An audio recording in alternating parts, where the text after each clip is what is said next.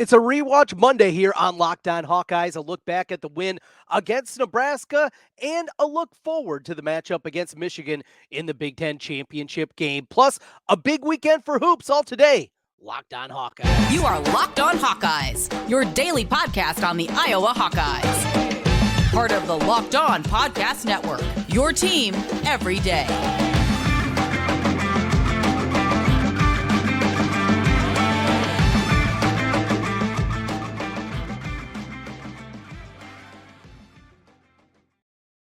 Hey, welcome in. I'm Trent Condon, and this is the Locked On Hawkeyes podcast. Thanks for making Locked On Hawkeyes your first listen every day. We're available wherever you can find your podcasts. You can also watch us on YouTube. While you're there, make sure you hit that subscribe button. Helps us get in front of more Hawkeye fans. Today's episode is brought to you by the Game Time app. Download the Game Time app, create an account, and use code LOCKEDONCollege for $20 off your first purchase. And maybe you're making plans to buy a ticket for Indianapolis in the Big Ten championship game.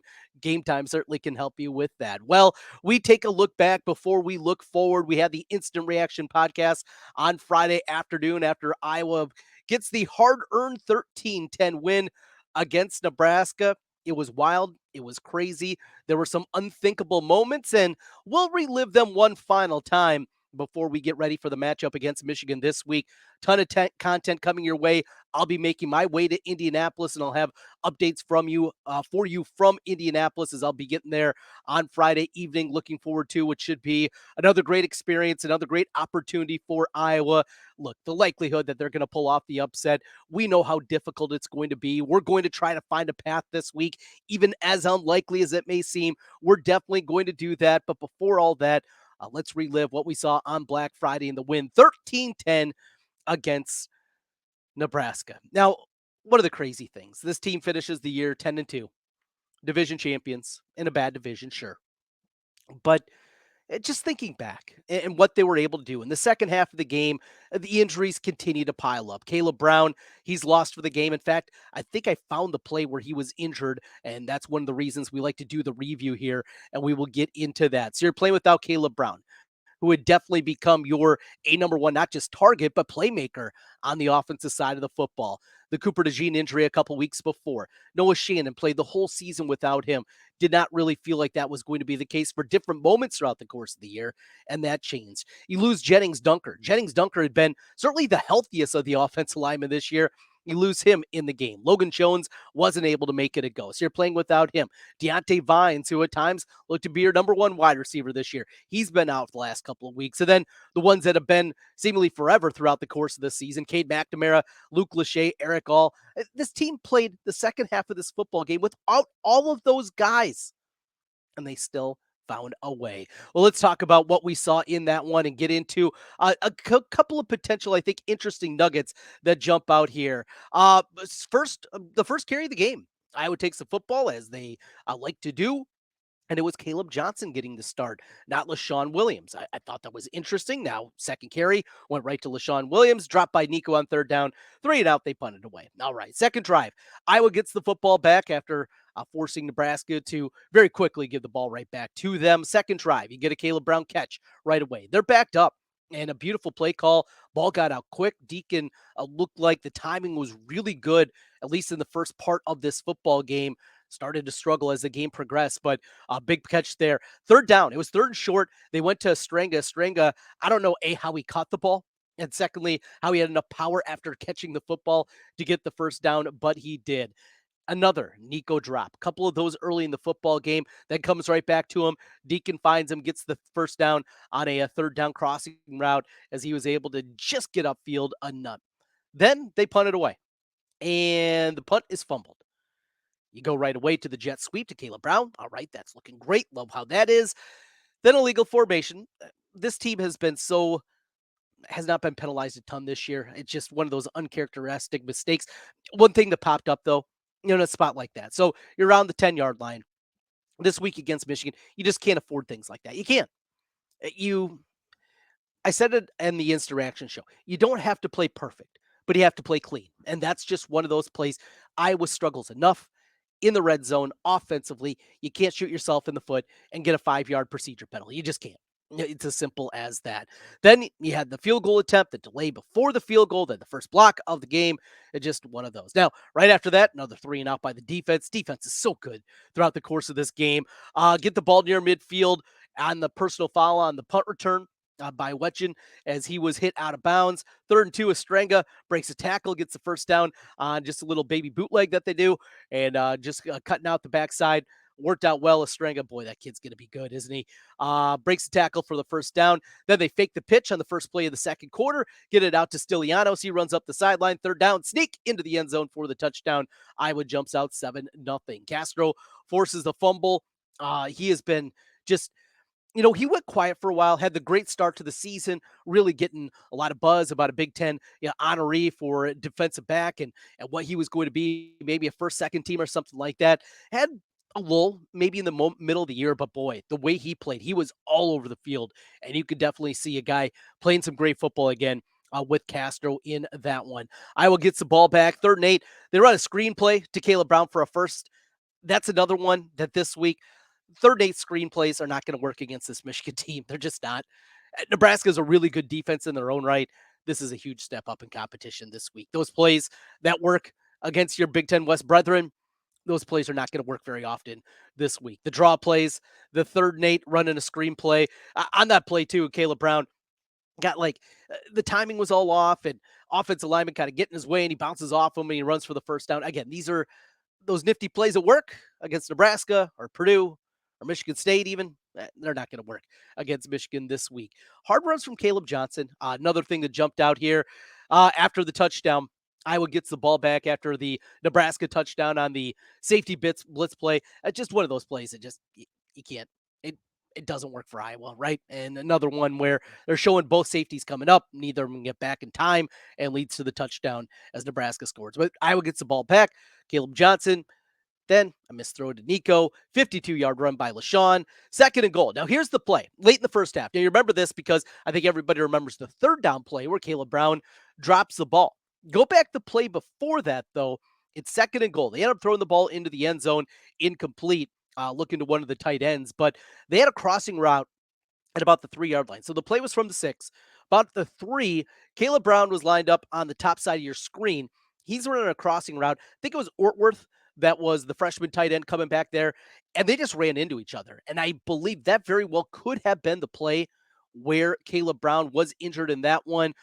There's some talk of maybe a concussion was sustained on that play. He stayed out there, ran the 3rd down play, had the drop in the end zone.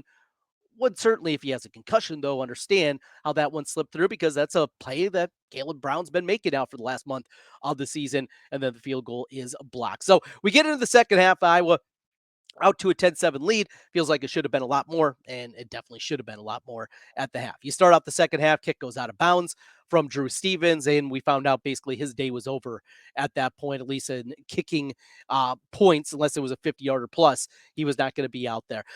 It was back and forth. Look, Nebraska gets a field goal.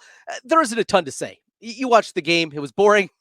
If you like defense, you saw some good defense from Iowa, and you saw the Iowa offense really become inept. Deacon, after showing some really good things in the first half, I thought really regressed. Some of the bad tendencies started to crop back up. But one thing in the fourth quarter, Jamari Harris on that potential targeting penalty. I mean, just think, not only was Iowa going to have to play the rest of the football game without Jamari Harris, he would then have to sit out the first half, of the game this week. That would have been incredibly impactful and incredibly scary if that would have played out. And then we get into the goofiness. After that, Nebraska got their field goal attempt that was looking to take the lead as it was 10-10 at the time. Shea Kapotamus on that one, just hooked that thing left, a hideous looking one on that one. Iowa gets the ball back. They take a shot to Nico, double covered, then goes right back to Nico for 8. Then they do the nice shuffle pass. Really like that play design and looked like it could, with one more block, that thing could have, gone for not the 3 yards or 3 yards that they needed on a 3rd and 2. That thing could have gone for 15. Really well designed play there by Brian Ferentz. Nebraska gets the ball, runs for 8, false start, weird spot. So we had all this goofiness at the end of the game. It just, the end of this football game, watching it now for a third time, I you can't wrap your mind around it. It just, the ineptitude, the goofiness, the silliness, the stupid decisions that were made at times. It didn't make a lick of sense. So All right. Yeah, Nebraska get the ball. They run for 9 on the Purdy run. They have a false start. All right, 2nd and 6. No, we're going to review the spot. No, the spot was right. Now it's still 2nd and 6. Anyway, Iowa gets the ball back. So Iowa, 30 seconds left. You're back at your 30. He gets sacked. He used a timeout. Excuse me. All right. Sorry about that. Yeah, I'm dealing with the cold over here. We're feeling better. We're getting geared up for Indy. Anyway, I just Nebraska's using their timeout there because they want you to punt it back to them, but it works. So after that, you have the pick that was thrown, and it did feel like it was over. You had the interception return. You had the block there that definitely negated would have set them up at their at the 36-yard line of Iowa, where a couple of 3-yard runs and they're in business. They're kicking potentially a game winner. So it was a second down play where Herkitt gets the interception. Watch the first down play again, and this is why we do these things: is we find these little things that you just miss during the course of the game. On the first down play, Iowa ran the exact same zone blitz scheme where Herkitt dropped back into basically the middle linebacker spot. Purdy on that first down play scrambled, but Herkitt did the exact same thing on second down. And he throws it right to him. And a good return on top of it from your defensive end. Herkitt goes out there, returns it to the 37-yard line. The big run from LaShawn for 22 sets him up. They kneel it in the middle, and Marshall Meter becomes a hero. It's just inexplicable, wild, entertaining. It's Iowa football. How did they grade out? We'll talk about the grades from Pro Football Focus and see if they match our eyes. And we also got a little basketball to talk about. The women's team avenges their only loss of the season with a win against Kansas State, and the men's team bounces back with a win against Seton Hall. But we look at the football team coming up next. Pro Football Focus, their weekly grades. We'll do that as we continue. This is the Locked On Hawkeyes podcast. Today's episode of the Locked On Hawkeyes podcast is brought to you by the Game Time app. Yes, right now, folks, if you are in the market for tickets for the Big Ten championship game, you want to experience it with Game Time. You shouldn't have to worry about when you're buying tickets for your next big event. And it's not just for sports. They got music, comedy, theater events near you, killer last minute deals, all in prices, views from your seat, and their best price guarantee. Game Time takes the guesswork out of buying tickets. I love the view from your seat before you buy. Know exactly where you're going to be. Some stadiums, they're a little bit different. If you haven't been to Indianapolis before, really not a bad seat in the house, but see where you're going to be. See maybe how high you're going to be. Get that with the Game Time app. With zone deals, you pick the section and Game Time picks the seats. For an average, 18% savings for you. And the Game Time guarantee means you'll always get the best price. If you find tickets in the same section and row for less, Game Time will credit you 110% of the difference. Take the guesswork out of buying tickets with Game Time. Download the Game Time app, create an account, and use code LOCKEDONCollege. That'll get you $20 off your first purchase. Terms apply. Again, create an account and redeem code LOCKEDONCollege. LOCKEDONCOLLEGE. $20 off your purchase. Download Game Time today. Last minute tickets, lowest price guaranteed. Trent Condon back with you once again here on the Locked On Hawkeyes podcast. As always, thanks for making Locked On Hawkeyes your first listen every day. We're battling, we're feeling better, we're getting ready for another week and ready for a Big Ten championship game for the Iowa Hawkeyes. A run through of what we saw. I think we found out maybe potentially when Kaleb Brown potentially sustained a concussion in the game. Looks like he is trending in a positive direction. Kirk Ferentz did say in the Sunday media availability that we'll know more probably by Tuesday about him. Have to have him, right? Just have to have him. The hill that they're looking to climb, it's not just a hill, it's a mountain. It is as big of a mountain as they've certainly faced all season long. And this Michigan team is tough and physical and well coached and cheaters. I mean, they got a long gamut that you throw in there. Jim Harbaugh looked like a weirdo during the teleconference tonight. That was odd in its own right. He's just in on the Zoom. He's in like this, just looking like a goober. Anyway, he's a different cat, but one hell of a coach. Anyway, Let's get into the numbers from Pro Football Focus and take a look back at the grades there. Let's start on the offensive side of the football offensively, and we start at the quarterback position where Deacon Hill graded out really well. A surprise by the number, in fact, 74.5 for him. He completed just 11 passes for 94 yards. So I I didn't see that. He got off to the good start, really struggled for a majority of the game. That one, maybe one of the biggest shockers that you had in that interception. Inexplicable, that pick that he threw. LaShawn Williams, your top graded running back, was a 65.1. Caleb Johnson, a 54.6. I thought he was better than that. Really, Caleb Johnson, I thought, did a really good job. LaShawn will get the headlines, but as a whole, this team ran almost doubled up what Nebraska had given up on the ground this season. An incredibly impressive performance, and credit to the offensive line. We'll get to them here in just a little bit. Jacob Bostic played a little bit more after the Kaleb Brown injury. He was your top graded wide receiver with a 68.8. Credit for him for deflecting away what would have been interception earlier in the game during the third quarter from Deacon Hill. Kaleb Brown, though, of the regulars, he grades out with the 67. Seth Anderson with the catch of 61. Wetchin at 57. Nico with those drops down at a 43. Tight end position, Stilianos with that big catch up the sideline, a 76. Ortworth with a 64. Same for Estrenga. And Bacuzzi played a little bit. He had a 50.3. The offensive line, Jennings Dunker at 80.3. Unfortunately, Jennings left the football game. We'll know more about his availability this week. Connor Colby, second on the list, followed by Tyler Ellsbury, Nick DeYoung, and Rusty fifth, and Mason Richmond bringing it up there. The way they run blocked it and really pass blocked at time. I thought these grades were a little bit low for the offensive line overall. The importance, though, obviously, getting Jennings Dunker back out there. And we see Tyler Ellsbury continue to play at a high level at that center position. Got to figure something out going forward. Logan Jones and him, both those guys need to be on the field in the future. Probably not for this season. We'll see what they're going to do there, but definitely something that I think needs to happen for these guys. We jump over to the numbers defensively for the Iowa football team. On the defensive line, Ethan Herkett, no surprise, the top graded defensive lineman, a 79.4, just a sterling number from Herkett, who had the pick. Had a 1.5 tackles for a loss in the game. He was outstanding. Good to see Aaron Graves up there with the 67. He popped a couple of times on the screen.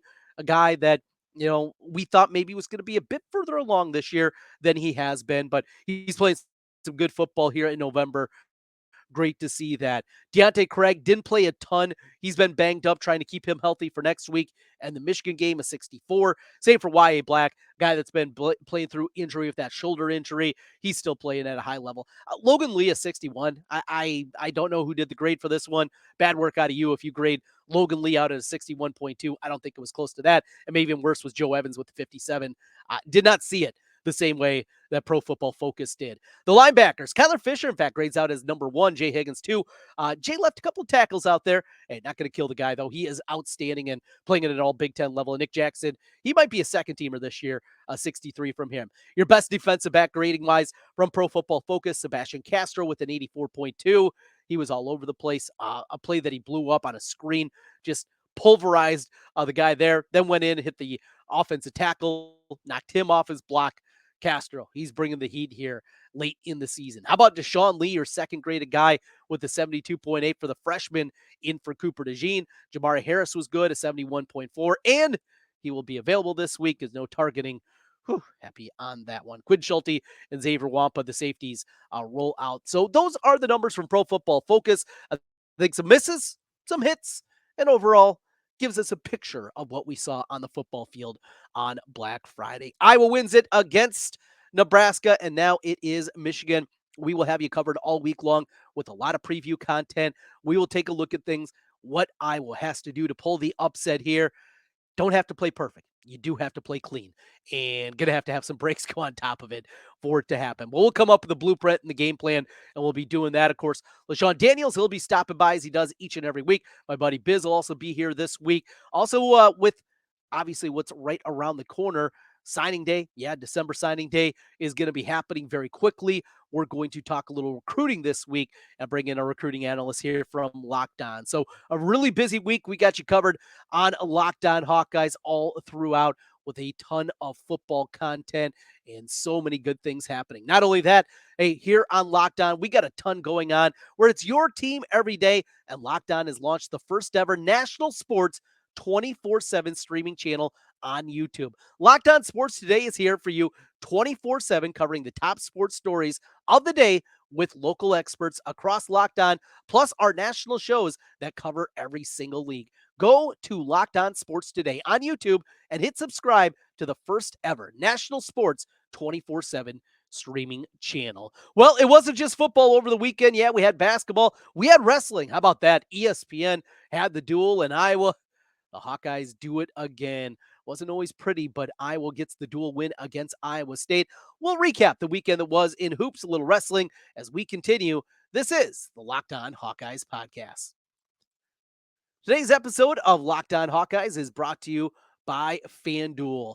FanDuel is the sports book, the number one sports book out there. As the weather gets colder, the NFL offers continue to stay hot on FanDuel. Right now, new customers, you can get $150 in bonus bets with any winning $5 money line bet. That's $150 if your team wins. Simple as that. Don't worry about the point spread. Just pick a team to win, and if they do, that's $150 in bonus bets in your account. If you've been thinking about joining FanDuel, there's no better time to get in on the action. The app, it's super easy to use. I use it, open it up seemingly every single day, and there is a wide range of betting options for you to jump on. Spreads, player props, over-unders, and a whole lot more. And they got it up right now. Yes, the Iowa-Michigan game is up there, and you can fire away at the Hawkeyes. Hawkeyes are getting 23.5 points as we sit here and speak to you right now. The over-under is 35.5, so you have that part of it. Or if you think the Hawkeyes are going to shock the world, yes, you can play that as well on that money line, and you can get yourself a big number here. How about this? Iowa on the money line is 16-1 plus 1,600 on the money line. Visit FanDuel.com/locked on to continue the NFL season. FanDuel, official partner of the NFL.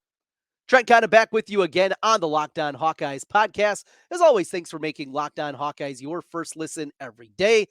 Love to have you with us, and I love talking Hawkeyes with you. So plenty of football, obviously, early on. Let's get into the basketball. We touched on the first game in San Diego for the men's team, as we talked about that a little bit on the Instant Reaction podcast towards the end. Just a bad effort against Oklahoma. Got physically manhandled by a Sooner team that brought in a bunch of veterans, about a bunch of grad transfers. That was a new team. And Porter Moser is an excellent coach. He just is. Guy that took Loyola to a Final Four. Guy's a really good coach. And in a day where you don't make shots, things like that are going to happen to Iowa. Look, there's going to be those kind of performances throughout the course of this year. The way that Iowa's built, the way that Iowa plays, there are going to be those kind of nights throughout the course of this season where if the shots aren't falling, they don't have a shot. And it was simple as that against Oklahoma. But to bounce back, beat a decent Seton Hall team. I don't think Seton Hall themselves is going to be an NCAA tournament team, but come back, do at minimum what you had to do. Like, you had to get that win.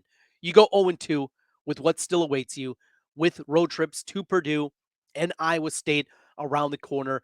You were going to put yourself in a really precarious situation before we even get back to regular Big Ten play when we get into January. Got the win, knocked down some shots, and really saw some of the passion that you're hoping for. Owen Freeman, he's going to be really good. He's got a ton of upside to his game. Would like to see him out even more. And we talked about down the stretch against Creighton. He was out there with the starting group. You know, what you can tinker with a little bit more. Brock Harding, show some signs, show some flashes. There's going to be the freshman moments, though, from him. Peyton Sanford's been good.